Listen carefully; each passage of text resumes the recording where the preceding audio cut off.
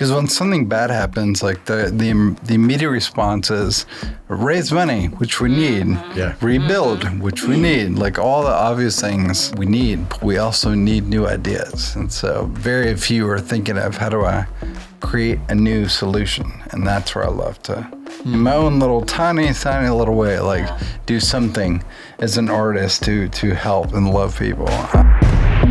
Well, everybody, this is Tim Timmons. Strong. Hey, guys. 10,000 Minute Podcast. We've got Chris Cleveland. Yo. With really dumb things to say today so far. We've got Moy Interesting Denise. knowledge. Hi. We had actually great content in a conversation with Jeremy Cowart. Jeremy Cowart. Yes. The one and only, probably. Creative. Brilliant. Yeah, he's amazing. I mean, we've all watched his work for years. So he is an artist. What did he call himself? Professional Awesome human? ADD. Professionally ADD. Yeah, I that's think he right. said. I think he said and that. I was like, wow, seen and known. Totally. So if you are a creative or you're an accountant, this is for you, apparently, because we're all creative. But it was really great. There was he talked about creative empathy that I thought was really great. I mean, I said great like 20 times right there. That's okay. It really was great. Can't emphasize it enough. I can't emphasize it enough. We talked a lot about failure. Yes. And- What's it look like to fail? Yeah, and I think, he kind of framed it in a way as like, I just fail a lot and keep going, which was really interesting. And he does. Yeah. I mean, I've watched him for years kind of push into something, nail it, and then be done with it, fail it. Move on. So inspiring. Yeah, it was almost a part of the creative process. Like he Yeah. just had an acceptance of part of it is sitting with the idea, part of it is experiencing failure with the idea, but all of it in the end is something I always want to do. That's part of who I am. Failing creative. or the art? Just the ups and downs of creating. Yeah. Because he said that he's the most happiest Right, he in is this right now. season. Yeah. And yet you could look back in his life and think, but wasn't this the best part of your season? I think That was the next most season successful. is the best that was part. Is the best season for him. Yeah. Like over Right. and over. Yeah, Right. he's a fascinating human. Yeah. Really enjoy. So I think you'll like this podcast with Jeremy Cowart. Hey, if you guys want to sign up for our 10,000 minute text messages, text 10K10K to 55678. You're doing amazing. Sign language is 10K to hard. 55678, and we'll send you 2 free text messages a week that are just encouragements. Go to 10,000minutes.com if you want to give and support what we're doing. Like, share, subscribe. Like, share, subscribe. Don't miss an episode. Don't miss an episode. Hey, and would you also do a comment? That would be really great. Not a bad comment, just good comments. Okay, so check this out. Well, welcome to the 10,000 Minute Podcast. Nice. There's no better start than that. Our segues are Yeah, they're killing today. Well, my name's Tim Timmons. I'm one of your hosts. We got Chris Cleveland. Yo. And we've got Moy Denise. Hello. So that's Moy. She goes by Moy. I love it. Joy, but with an M. Oh, I hate that you have to say that. Oh, I don't mind it. Really? Yeah. I'm okay with that. It's no cost. I know, but at some point you have to say something so many times. It's every time you go, yeah, hi, it's Moy. It's Joy with an M or whatever. It doesn't drain me. Not like, Because I think people What is your are, band name, when they man? get it right after I explain it, Yeah. I think they were intentionally, like they were listening to me. I feel like people are being present when it clicks for them. Plus, I'm a teacher at heart. Right. I'm naturally like, let me get you there. So it's Mo. So it's Mooey, but it's okay. No, so it's Moy. Yeah. And then we've got Jeremy Cowart over here. I'm here. Present. Present. Hot and present. So hot. Please. It is hot actually right Very now. But you extreme might be hot. listening to this during the winter season and you might be happy about this, but it's hot as It's as hot as it gets, actually. Those are cuss words right yes. The South Yeah. is brutal right now. yeah. Jeremy, Yep. you do a million things in life. Professionally ADD. Is that what you'd say? Yeah. For the better and the worse. I mean, because we're just talking about it earlier of like all the things that you're into. I have a lot of jokes. I'm monitoring all the dumb things that I'm not saying. No, bring it. But you have a million plates is that how you see life? That you have a million plates and you're spinning them all, or do you see them like you've got a plate and there are a bunch of different pieces of food on them? Trying to narrow. I don't want a lot of plates. I don't pride myself in that. It just tends to be where I naturally go. I don't think that's a good thing to have a million plates. Yeah. Yeah. But you have a million plates. I have had through the course of my career, yeah. Because, let's just start naming some of them just for fun. Gosh, there's a lot, yeah. You started out as a photographer. Started out as a painter. Painter is what I said. Then I was a graphic designer. Graphic designer second, then I was a web designer. Web designer third. Then I was a photographer. That's what I said. Fourth, you started out as a photographer. Right. That is definitely what you said. Okay, so you had all that stuff was your intro. Yeah. And then app developer, nonprofit founder. Yes. Hotelier, illustrator at times, painter again. Yeah, there's some I'm forgetting in there, but yeah, now NFTs and sit on different boards of organizations and just ADD, truly. Which of those give you life? They all do in different ways, different times. As long as I feel like I'm being creative, I'm happy when I'm creating. So as long as I'm getting to do my thing, they give me life. Yeah. Yeah. I'd say right now I'm the happiest I've ever been creatively. Ooh, what's that look like? Just get to make art now, which is who I've always been. Like when I say I started as a painter, I was very wise as an 18-year-old because that's what I wanted to do then, and it's what I want to do now. And now I get to do that. And so, yeah. It's so reflective that even just that history that you just gave is so reflective of what you do. Everything I watch from you is so crazy creative, but it's using all those elements. Yeah, I'm grateful I've taken all those detours because now they all definitely weigh into the equation. Like, had I just stuck with painting, I never would have, learned computers and all things Photoshop and everything else that comes along with it. So, well, if you need any help, I'm here to just offer. I don't know if you've noticed our setup around here. It's pretty great. It is an impressive setup. I'm not gonna lie. Anyways, just on the computer if you need any painting work or. I've heard of Zoom. We know how to use that. Yeah. Pretty awesome. Microsoft Paint, I hear is a thing. Oh, throwback. Yeah. What is that a throwback? Dang it. Well, it's been around for a while, right? A bit, yeah. I don't even know what it is. I don't even get Also, that Mario joke. Paint. Anyone play that? No. Okay, like I my lost the kids, crowd. it's I like lost the the crowd. Switch. Let's go back. So Mo's a gamer. Nice. Okay. Yes. She's Non-professional gamer. Let's go. Sponsors. You got sponsors. You had sponsors. Yeah. Okay. Just nice. rumors, Switch or lies, something? gaslighting. That's our theme for today. Yeah. Trying to figure out how to be creative. So I part of it is like we're trying to help people to walk with Jesus in the 10,000 minutes of a week. Yeah. I know you're a Jesus follower as well. And I think it's also helpful because I think some people put creative stuff on one label and then we've got Jesus stuff over here. And we're just trying to figure out how do we help people be more aware of Jesus during our week in everything that we do. So we have therapists on here. We've got, I don't know, authors, musicians, all the different people. Solid people. Yeah. So I guess I'm trying to get down to the bottom of that, but even just in art, what are the things that inspire you? Gosh, that inspire me. And how do you find inspiration? I think Chuck Close said inspiration is everywhere, and I couldn't agree more. I find myself easily inspired. It could be my children. It could be a movie that I watch. Could be music that I hear. It's usually other artists that are inspiring me. Just, browsing social media. I've got a lot of colleagues that inspire me. I really am easily inspired. There's a lot to be inspired by, so I don't find it hard to. Ooh, okay. So talk about being easily inspired, because I don't know if that's a normal practice. Has that just been something it just comes natural to you, or is that a practice that you've done? It's a good question. Never thought about it.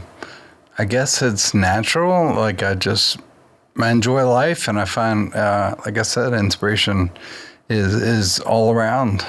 Literally every day I find myself somehow getting inspired. I don't intentionally do that. I just by my nature, I'm generally involved in my field, and I'm talking to other artists more now today than ever before. I'm more involved in other artist communities than ever before. So I'm constantly seeing what other artists are doing, and that's feeding into what I'm doing and inspiring me. In fact, right now, the projects I'm working on are, I see clear lines drawn from what I'm doing now to other artists that are currently right now inspiring me. So.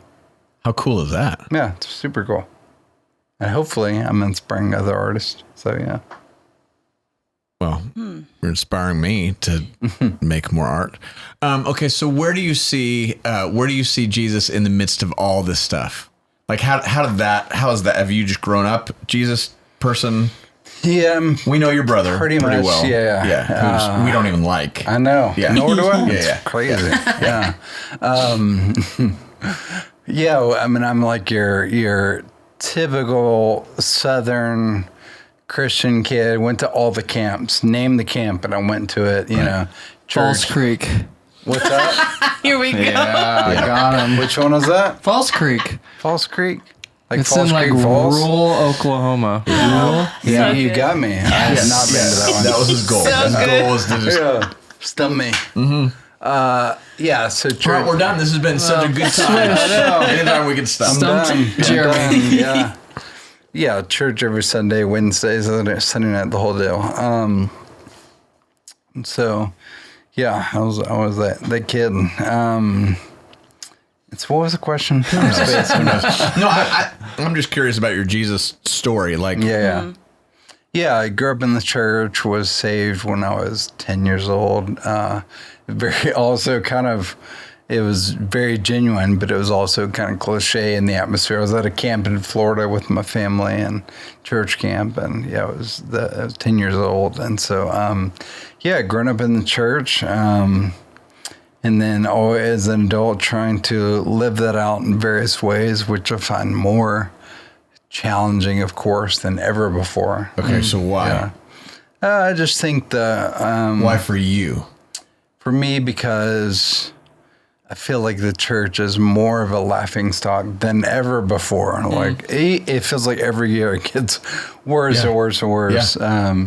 And I have so many friends leaving the church for good. They're so burnt out and jaded by Christians, and so it gets harder and harder to live out our faith and be an example. I find year over year for sure. Okay, I'd like to dig into that. Yeah. I mean, you're in an art community that is part of art is declaring things, or it's provoking. Mm-hmm. So do you want to use art in that way, or? A little bit, yeah. There's some artists. I heard a Stephen Pressfield quote recently that really freed me.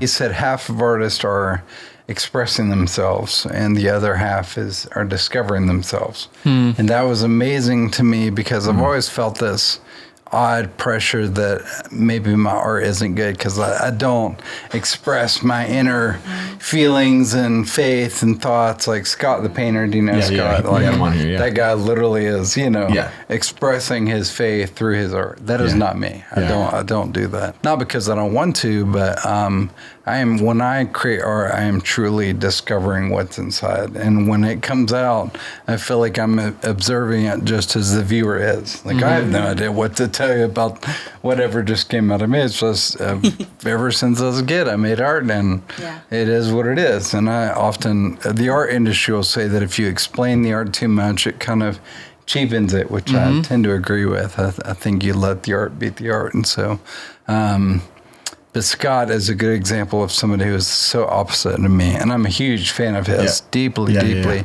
admire his ability to express himself. But that's just not what I do. But I feel like my faith comes through my art through my ideas, more so than my art. My art is one thing. My ideas, for example, like I founded a nonprofit called Help Portrait, which was truly like living out the gospel without a Christian label, without the church attached in any way. And that was an accidental movement I started. So this was like 2008.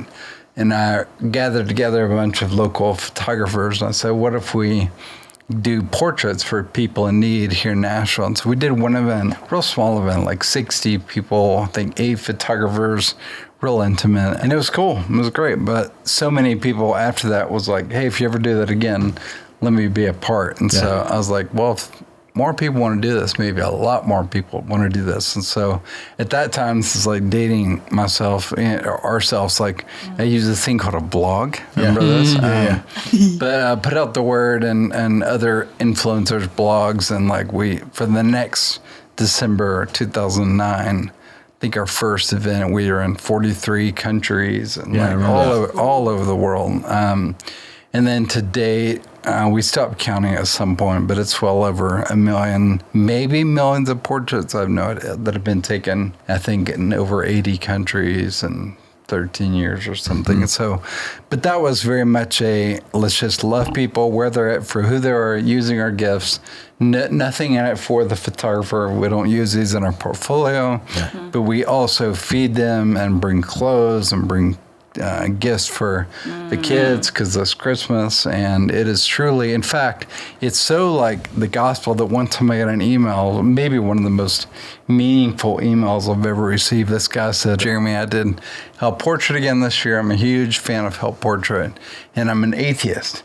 And he said, congrats to you for creating something that is so clearly the gospel without calling it Christian. Yeah. He's like, because I know what you're doing. I see it, but I'm not a believer, but I applaud you for getting me so, involved in something that is so clearly the gospel. And that's how I like to think of, I like to apply that thinking to other things, because I've never been a fan of like calling something Christian or, even like attaching the church to it. And so why? Just all the labels, and as soon as the church is attached, I mean, even my own friends just like, nope, I'm out. They just check out immediately. And so, I just would rather, the old quote, preach the gospel when necessary, use words, just do what he calls us to do. Which is? I don't mean to be that guy, but just love our neighbors. I mean, love people as ourselves in any ways we can. So I have a mission statement that I loosely apply to everything I do, which is to explore the intersection of creativity and empathy. Like, how do we say it one more time? Explore the intersection of creativity and empathy. So how do I do creative things that are loving and helping and serving people? So I've done a lot of creative work during times of need. So tornadoes, wildfires, earthquakes, pandemic. You were doing all kinds of stuff. I did a pandemic project and did a Black Lives Matter project. Because when something bad happens, like the immediate response is raise money, which we need.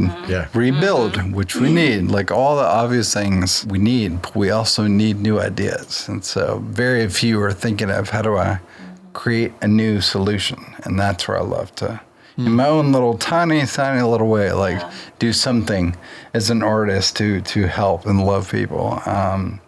And that's worked very well, and I love it. And I love to figure out, not only how do I do this, but how can I do something that actually helps? And it's not like me being the white savior or the look at this cool thing I did and added to my portfolio. No, how can I use photography to actually help? And so, for example, when the earthquake or when the wildfires hit Gatlinburg, a lot of storytellers went down there, guys with drones, and taking pictures of the devastation, interview people, news, all the news stations were down there. But I was literally sitting in church listening to Darren, but not listening because I had this idea, and I just felt like God was like, drones at a mattress. I was like, I'm sorry, what? It's a very random word to get, because I had never used a drone. I didn't like drones. I think they're just kind of boring. But I just had this vision of a drone shooting from, a couple 100 feet up, but in this dark, massive, these burned homes in the rubble. But in the midst of that, a white mattress, just a stark white mattress with the homeowners laying on the mattress and just seeing the humanity and all the devastation. just literally had that like vision in my head. And so I was like, all right, got to go do it. And so rallied a crew together, found drone dudes to partner with. And next thing I knew, we're in Gatlinburg with a big old white mattress and placing the white mattress and burned, homes. And did that for several days. And anyway, that project, like they ended up, first of all, raised a lot of money, ended up like on Time Magazine's website. But they built a permanent memorial, like museum of that work because it meant so much to them. So now if you go up to Anakeesta Mountain, which is one of the mountains, there's like an outdoor exhibit that's there forever, And that meant a lot to me because it was like, sweet. It helped them. It helped the people that I photographed. That's my goal, is not to like make me look cool or the whatever, but like to do something that is valuable in the situation. So anyway. It's creative empathy. Yeah. I mean, sure. That's bizarre. I was actually just thinking about, I remember a few years ago, a mutual friend of ours actually talked about how everybody's creative, which I didn't think that. I was like, oh, just creatives are creative, but how an accountant is creative. Like they're not that creative. Right. Well, I mean, Maybe not with the numbers, but my point next is actually, I'm just like, how creative can you get? But I mean, it's even just the way that they do numbers and how they, Sure. There's a way to have creative empathy. Yeah. In almost any field. And how do you almost get permission to do so? I feel like a lot of creativity is a lot of just letting yourself maybe go to the corners of an idea. Like, how did you develop the permission to think outside the box, knowing that maybe not many see it or understand it in the beginning phases of something? Because I feel like I checked out your book. Check it out on Possible. It's amazing. And it was a lot of plates, but they were a lot of like, I think I'm going to pivot again. I think I'm going to leave this again. And how do you find permission to do that so you can keep kind of running with these ideas that you get? Yeah, I mean, it's much like working out, like, forming muscles. Like, you gotta just keep failing. I think the majority of culture is just afraid to fail. Even my own kids right now, I'm like, good Lord, just go try out for the soccer team. I'll be as proud of you if you don't make it as I will if you do. Like, just go fail. Like, your whole life is going to be full of failures, and get used to it now. And of course, she made the soccer team. But I've just never had a fear of people. I've never cared what people think. I really don't. And I've learned that every time I fail, I get just as much knowledge and learning from that failure. So I just keep trying things. And even now, the public has watched me fail for a decade now at building this first hotel. But I'm still going, and it's actually still... Is it still happening? Oh, yeah. Yeah, We're going to explain that really quick? Because that was the most bizarre idea. Not the failure, but just the idea. Yeah. Or explain the failure. Gosh, it's been 10 years now. I had an idea back when, like, social good now is, like, everywhere. But 10 years ago, it was not. It was, like, Tom Shoes... Yep. And that was kind of about it. Charity Water was in its early days, but that was just a traditional like nonprofit that wasn't really social good. Anyway, I had this idea for a hotel chain to be a social good hotel where everything in the building connected to a cause or people in need or nonprofit, and it would be called The Purpose, and I had all these really, really specific ideas on how to make it happen. It's been for 3 years I did nothing. In 3 years I literally just sat on the idea. And then in 2015 I was like, okay, it's time to do something. So decided to launch with the public, do a Kickstarter, which in hindsight was a terrible idea. But at the time it seemed like a good idea. Yeah. So we launched that in 2016. Raised how much? First time we didn't meet our goals. We made $0. Talk about a massive failure. Wow. But it succeeded in its publicity and blew up kind of. Yeah. Everybody wanted it to work. And so we relaunched that and immediately raised about $650,000, which sounds like a ton of money, but when you're trying to build a $150 million hotel, that's like pennies, Yeah. But that was still enough to like kind of get the wheels spinning and start with renderings and designers and all that stuff. And so anyway, it's a long story as to what all has happened since 2016, but yeah, it has more life right now than it's ever had. But still, I've been the one that's had to face everywhere I go. Yeah. Out in public. How's the hotel going? I'm Right. like, Right. gotta tell the story again. Can you hear me a little harder? Yeah. Straight. Yeah. Yeah. And it's been a very, very public. Yeah. Right. It was so public. But I keep just doing other stuff, and while that's happening in the background, and anyway, it's a long way of saying like I just I don't know. I just keep learning, and I realize that nobody remembers our failures. They remember what actually works, and in the meantime, so many creatives are just paralyzed in that state of what if it doesn't work? You know, what would they think? And I'm like, whatever. Sure, there have been times I've been really embarrassed, but I know that's just part of life, and just keep building, keep going. Have you always known that, or is that something that you've had to actually grow into? I've had to grow into it, but I liken it to like literally when we were little, going into the haunted house. Like I always remember like loving the moment of, I remember I have a memory of like youth group doing the ropes course, and there was like 200 kids. They said, who wanted to go first? I was the only person that raised my hand to go up and walk on the rope. And I was startled. I was like, why doesn't anybody else want to do that first? That looks amazing. And I think that moment is very much the same in business, Right. It's like, I'm going to go up there. It's going to be terrifying. I might fall. People might laugh if I fall off the rope, but screw it, let's go for it. Yeah. And it's very much the same in business. And so I think I've always been a little bit wired that way, to just go for it and see what happens. Well, it turns out beautiful things. I think so.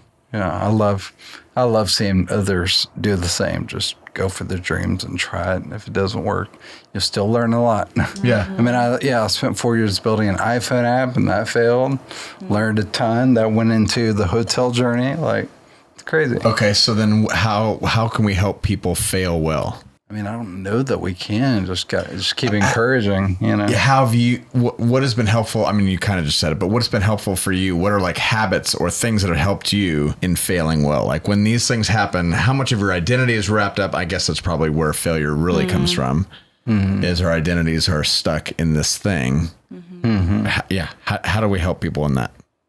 If there's somebody listening right now that is feeling like, I'm going to be a failure if this thing doesn't work. Yeah.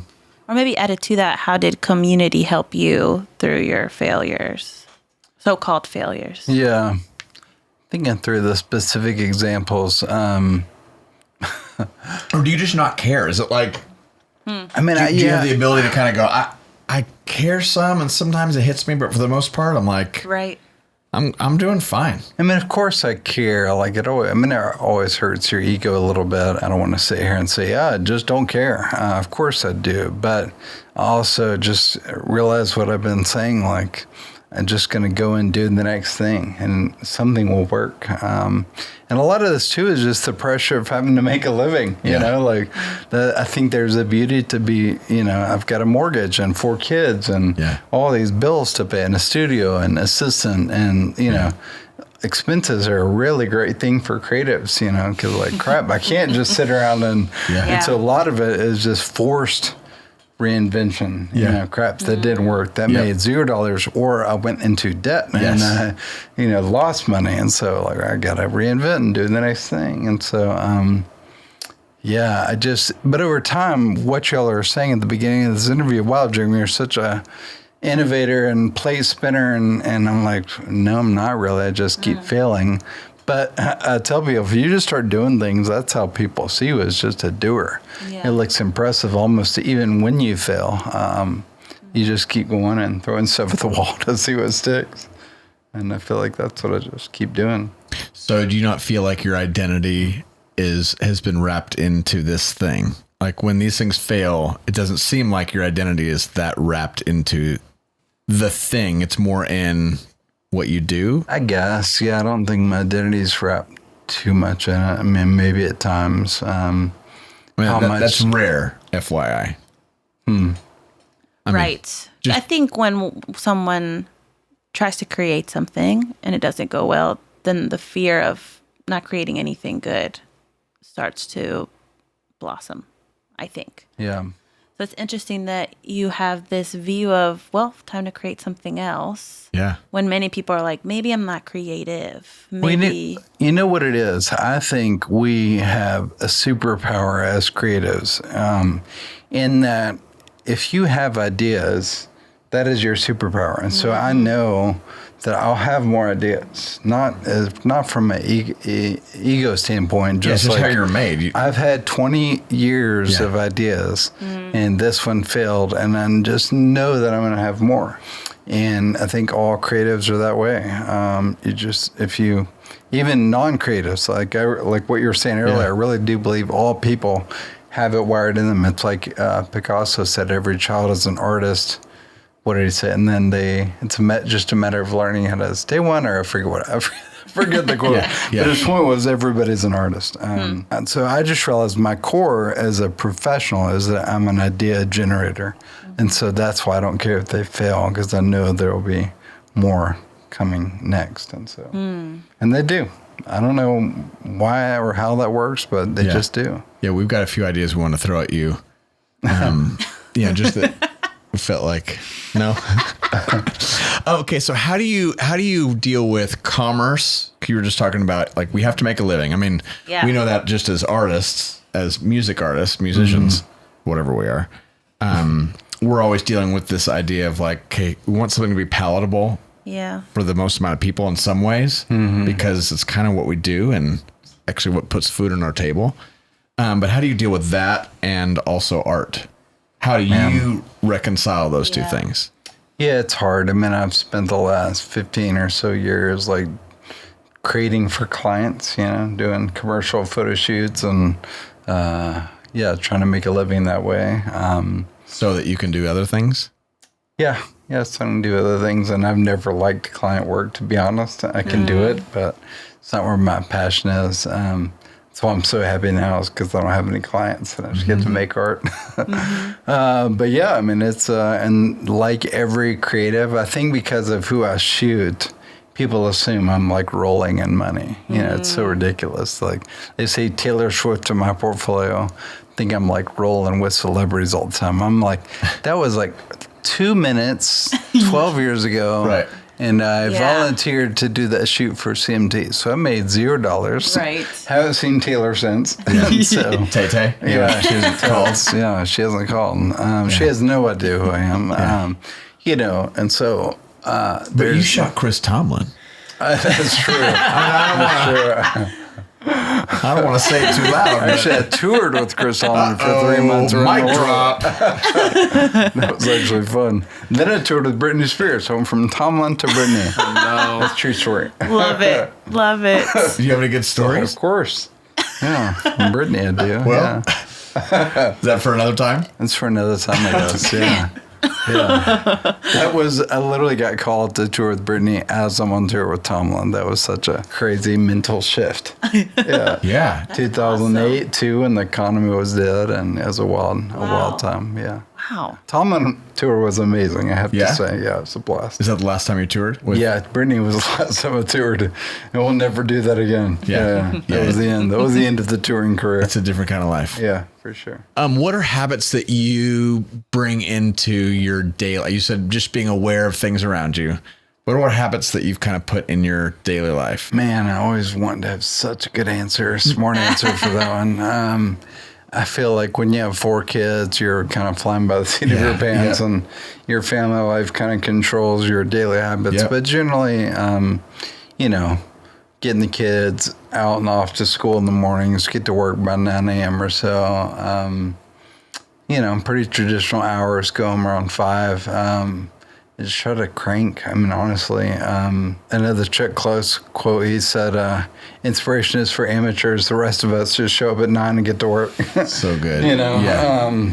That's kind of what it has to be. And so now it's kind of cool because I don't have any clients anymore. I mean, it really is up to me to just be my own boss, make my own work. And so I just follow the muse wherever the ideas go.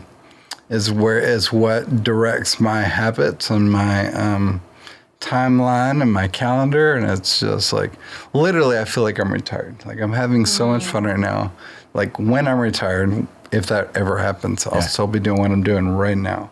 Like I'm literally just making art right now for whoever out there finds it interesting. Yeah. And the crazy thing about NFTs is I don't have to print it or ship it or make it.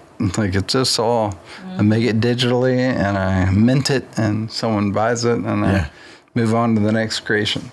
Yeah. It's like literally a dream, an artist dream come true. Yeah. Yeah.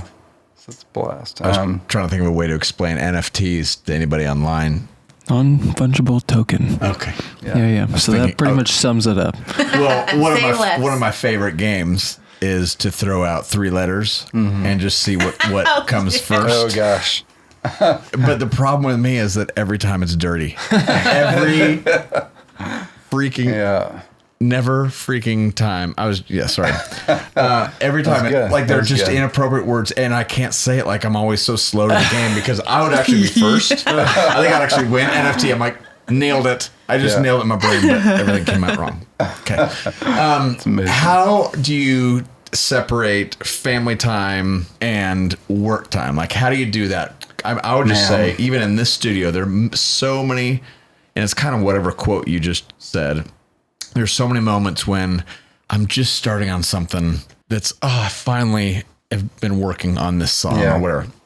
And then one of my kids comes down like, you just hit me. And I'm like, mother. And I just have other words to say, NFTs, to say because and that throws me straight out. Or I'll be walking down the steps. I'm like, cool, I'm excited to go work today. And kids will do something super dumb and throw me off. It's funny you're saying that. Just this morning, I was working from home and thinking to myself, like, clearly, I'm so grateful that I have a studio that is not at home. Like, I have to drive to work. I have a studio at the factory. Yeah. And so, because when I'm at home, the harder than kids is my wife, like, oh, can you run to Target real quick? Yeah. Like, because I'm there, she thinks I'm available, and I'm just not. And same with her. She's working, too. And so she's like, no, I can't. She has a much better no to me than I do her, because whatever she has, I'm like, crap, I gotta go do that. And so, I'm very grateful that I work at a studio away from home, because otherwise gives you like a second in your car to say a few bad words, and then you can kind of move into the heart. There's almost a actual transition when you drive from your home to work, like you're entering work mode. Yeah. Pretty cool. How are you combining your creativity with empathy now, like in the space where you are now, where you feel like semi-retired, making things for the NFT space? Yeah. Where does empathy come in there for you? It's funny, I had a major realization just recently on that front, because I tried to do an NFT fundraiser. It was when the last earthquake hit Haiti. I was going to sell my previous Haiti photos as NFTs to give to the current earthquake situation, and crickets did not work. And what I realized in that moment is I'm like, oh, I see what's happening.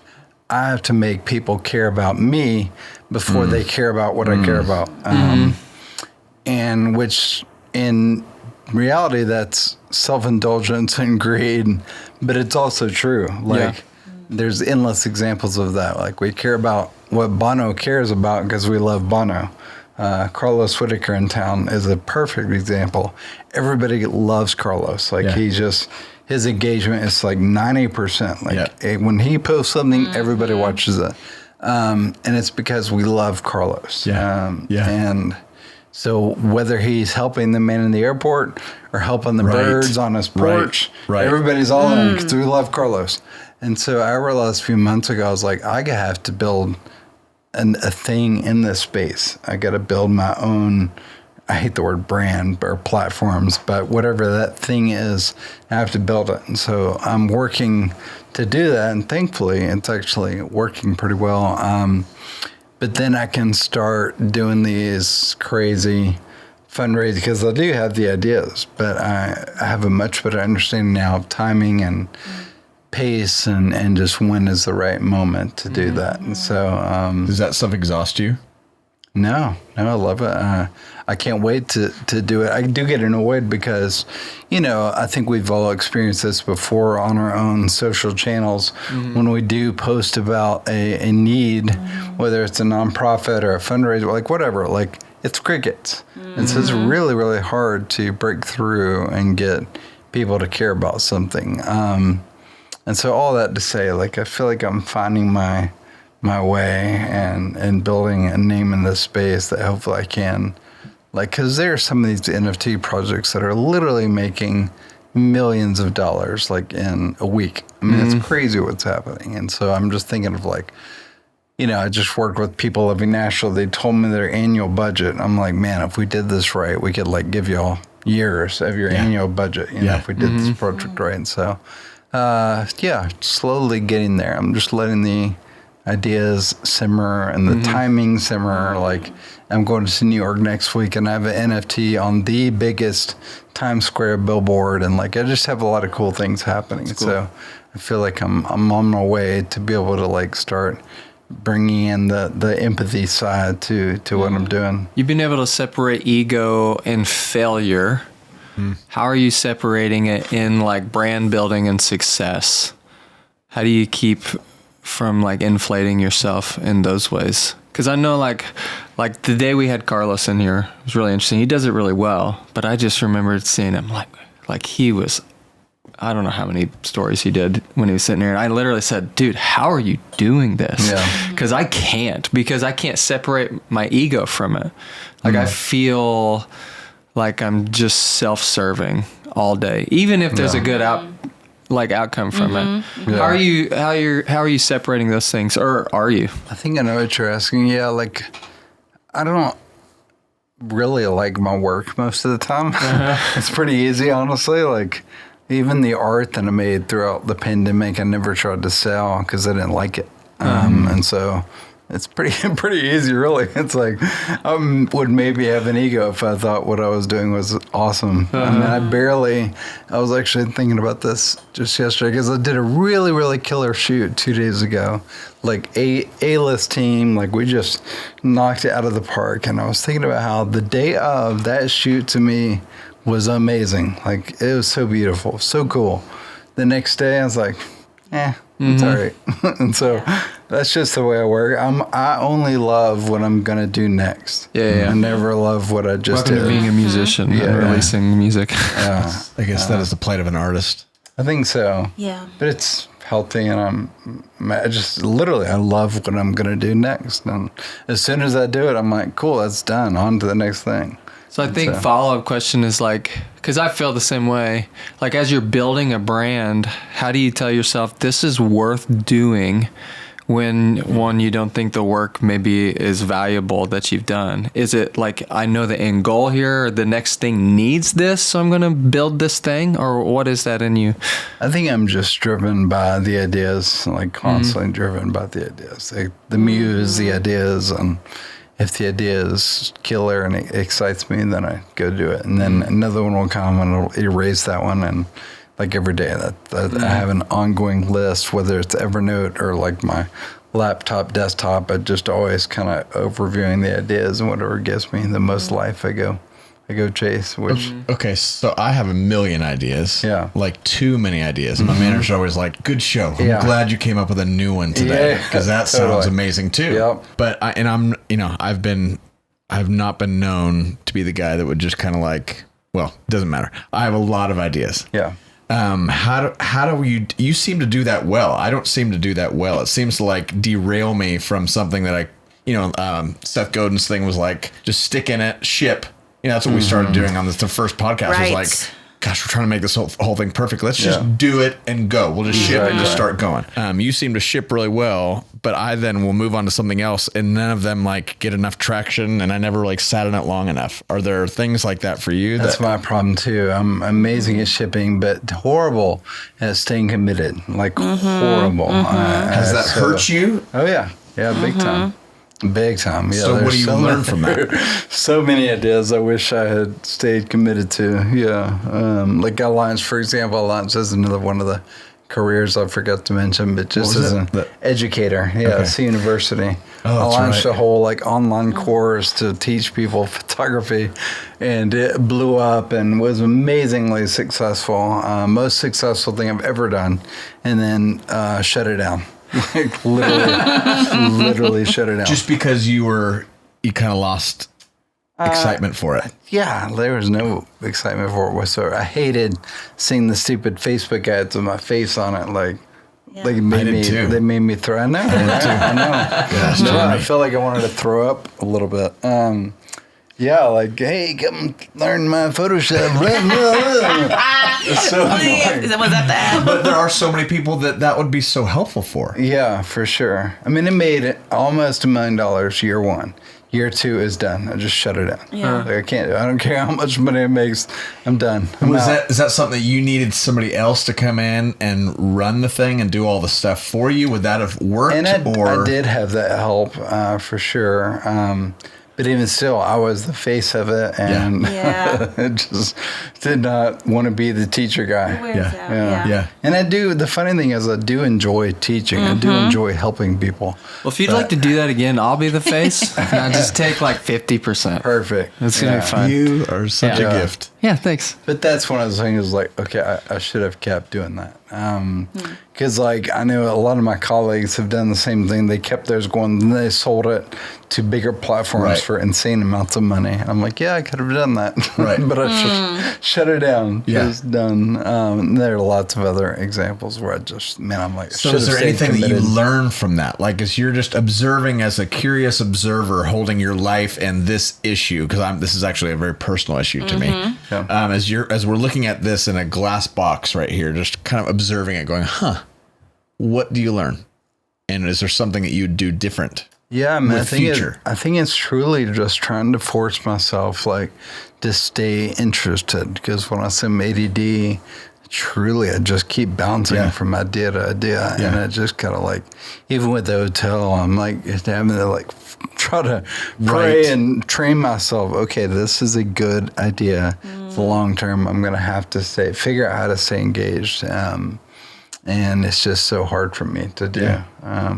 So it's always the next thing that steals my attention. So I don't know. It's just a matter of trying harder to stay focused, I guess. But thankfully, this new space I'm in, the NFT space, it is finally does feel like home. Yeah. Feels like what I've been searching for many, many years, because I no longer am wandering from totally different idea to idea. And at least now it's all in the same ecosystem, and it's just making art, and that's what I love doing. I literally it feels like I'm home. Yeah, it's awesome. So my future will be this Web3 NFT thing and hotel. Both of those will be my future. Mm-hmm. Well, I don't feel like I got anything out of that. I know. I don't either. Because I struggle with that so much. But it feels. But again, I guess it goes back to that question: like, how do you find permission to know I don't want to be present here anymore? Like, I did this and I was present for it, but now I feel not present, even if I still did it. Like, I'm kind of done with it.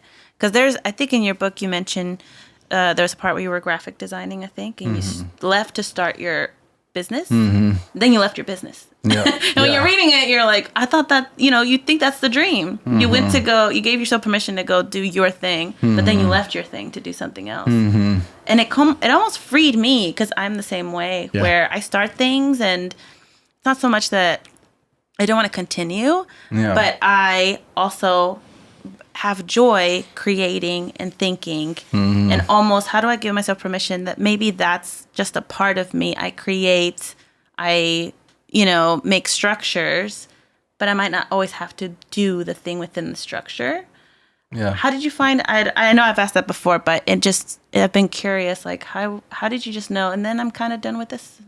Being present here, and go off to the next thing. I think, it comes down to a number of factors, but back to what you said, like, you didn't get anything out of it because I don't have an answer. There is no answer for that. Right. Me neither. Like, I don't know how I get better at this. But I mean, the biggest thing that's helped in all these ideas, obviously, is the people you attach to the ideas, and you find people to partner with and to help you, on the business side or the like I always call my current partner he's the peanut butter and I'm the jelly, and you gotta find that person.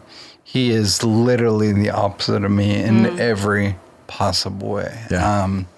And you gotta find those people who can, and there guys like him will say, I love getting behind visionaries and doing the boring stuff. Yeah. There are tons of those people, just as many as there are creatives that love getting behind a good creative vision. The job of creators is to find those people. Right. Because we have amazing ideas, but without the people to get it done, our ideas are useless. And they used to offend me because I was like, I think there was a quote in a Scott Belsky book that said, like, ideas are 1%, and execution is 99%. Yeah. And I used to be a little bit offended by that. I was like, no, ideas are everything. And now I'm like, oh crap, they're not even 1%. Yeah. Now that I'm building a hotel, I'm like, oh man, yeah. The idea is like 0.0001%, and it's been a decade of execution now. We still don't have a hotel. Right. Anyway, I think teams getting the right people, and hopefully they help you. They stay involved and you're able to, like, I know Blake, the founder of Tom's, like, he spends most of his time out on a boat reading and getting inspired and dreaming of where that company, before he sold it, goes next. And, which I love. And my partners in the hotel have told me they're not going to expect me to be in every board meeting, and, they want me to be doing what I do and dreaming and, imagining where we go next. And that was such a weight off my shoulders, because I was like, oh, that is exciting, that they know that about me, and they're giving me permission already to just go dream. Well, there is comfort in just watching how you've done this and you just keep going. Yeah. It's really beautiful. And it sounds like it's just kind of natural for you. You're like, well, all right, well, next thing, let's go, next thing. And it's really... Yeah, it's truly due to a lot of failure. Like the last 2 or 3 years, especially during the pandemic, like many creatives, I lost my ability to make a living. Like during the pandemic, nobody's doing photo shoots, can't travel and speak anymore. Like, all right, get all my money off the table, so we got to pivot. And thankfully, my wife was doing real estate in that time, so she took over. I'm hearing your wife's name more than I'm hearing yours right now by people up from out of town. Yeah, they're like, oh yeah, dealing with her with real estate and stuff. I mean, it's like, gosh, amazing. How many people? She's like, that's so awesome. I'm so proud of her. That's a long story, but I'm so proud of her. So if you guys need real estate or art, go to the Cowart house. There you go. Apparently, she's so good at it, and she hasn't done an ounce of marketing or social media. Like, it's literally word of mouth. Anyway. And that's been beautiful too, just the way we've carried each other. Because when things dried up for me, naturally, she wasn't even doing it because things dried up. Just she had been called to start doing real estate, and it blew up. And then things have now gone well for me, NFTs, and now she's scaling back a little bit to focus on being a mom. And just been really beautiful how that's we're like a seesaw financially. Pretty cool. Thank you. Yeah. We've got 10,000 thoughts right now for you. All right. We've all been taking notes on things you can work on. Okay. So it's really 10,000 notes. But we want you to stick one of these ideas out. Yeah. See how it plays out. First one. No, just kidding. So these are just like quick answer. Sure. Take a sip and get ready. That's kind of what these are. So currently listening to, reading, watching. Gosh, just watch Stranger Things. Love Top Gun. Yeah. The original? Or the new? Listening to lots of Twitter spaces every day. Geeky people talking about NFTs. Mostly what I listen to right now. Okay, strong. Yeah. Last place you visited? Where did I? Oh, Minneapolis, VCon. Yep. What's that do? VCon? VCon, Gary V's. Gary V, baby. Sorry. Yes, we didn't talk about that. Yeah. I was shooting portraits of all the speakers. Something you're bad at. Lord help us. Oh, man. So many things. Bad at walking right now. I can't walk to save my life. Just It's a whole different podcast. I have a neurological disease that affects my walking. So yeah, I'm pretty bad at walking. And all sports, I'm bad at now. But not your hands, or no? What's that? Does it mess with your hands? I can feel it in my arms too a little bit. But that was the first thing that came to mind. Because I have to think about every step I take now. Totally. But yeah, bad at, all kinds of things. There's no shortage of that list. How's that been on your soul? Heavy, for sure. Yeah, I mean, it's not fatal. I'm not going to die from it, but I could be in a wheelchair one day. But at the same time, I'm like, whatever. Just like, keep going. And I don't think about, like, a lot of people who have you need it. to Like, model your approach to life and sell that as an NFT, man. That's pretty freaking well, like great. most people who have it, it becomes their identity. Like, they go on, like, they start podcasts and it just becomes their whole thing. Where to me, it's like just one small part of my life, that I do try to take really good care of myself for the most part. I certainly eat very clean, which helps. I was exercising very consistently. I'm not currently. We both used to work out at this place called D1 together. Ooh. But we're both old and like D3 now. oh, it's like D0 for Timmons. I went twice last week. You did? But it's so humbling because nobody there knows what I'm dealing with.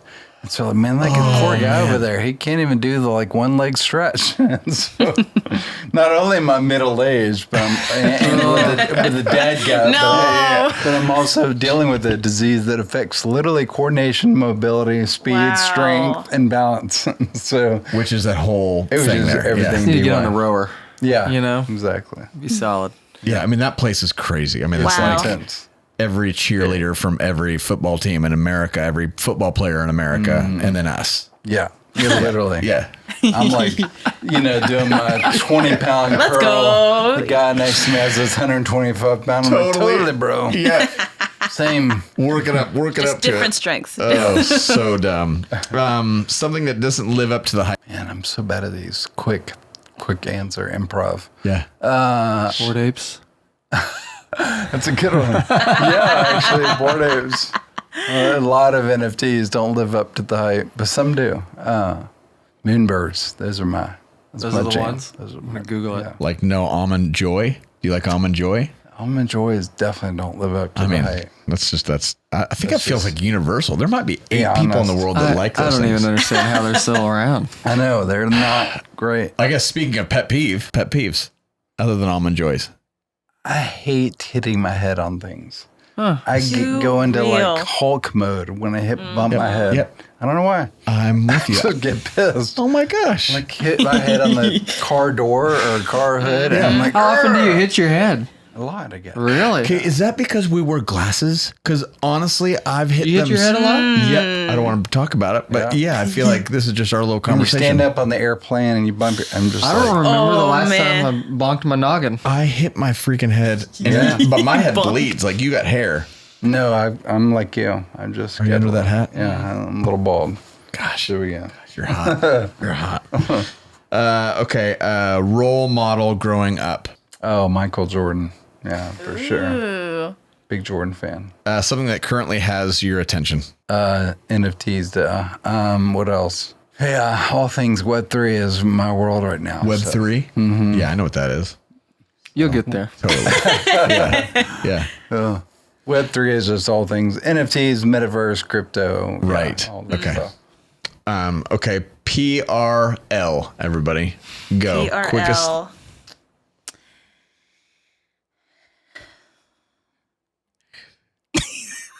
Just waiting for you. Oh, People really loving, people really love it. Gosh, that was so good. That's so nice. People really loving. Dang. Yeah. There just aren't enough of those. It's so true. Guys, all I could think of was licking. I knew it. I knew I started it. with perfect. I knew it. I can't get away from it. People really licking. People really licking. You know what? So, gosh, this game could go on forever. Just in my brain. Thank you for being with us. Thanks for having Thank me. you. Appreciate you. Appreciate you. I'll see you at D9 Yeah, totally. Please. in about 4 years. Perfect. Well, I feel better about my life. Oh, that's nice. That wasn't hard. I don't know what that means. That's so stupid. That's so stupid. Well, thanks you guys for listening or watching, whatever you did. Remember, would you like, subscribe, and share, and comment? Are there more? And comment. Yeah, make more comments. Yeah, we would love to hear from you. So if you want to go on the socials, the Instagrams, the Twitter, the Facebook, the Space Jam. None of those have the in it, but yes. You could. Yeah, and you know what? The biggest thing right now, you guys, is that just as we're ending this, is that I'm so into Web 3. Yeah. That it's Did you just purchase your first NFT? Yeah, and everybody else is around me is like, oh, what's 3Web? You're Web just, 3, third just time. minting NFTs all day. So, anyways, it's just... If you guys aren't into that yet, just call us and let us know, because I pretty much have a lot to do with that stuff. So thanks for listening to that. Do all the like, subscribe stuff. That's actually really helpful for us. So please do that. And if you want to donate or support 10,000 Minutes, you can also go to 10,000minutes.com and figure that out. And your next order's free. No, it's not. It's like 98 all of a sudden. Okay. Guitar Center, we're going. Okay. Peace.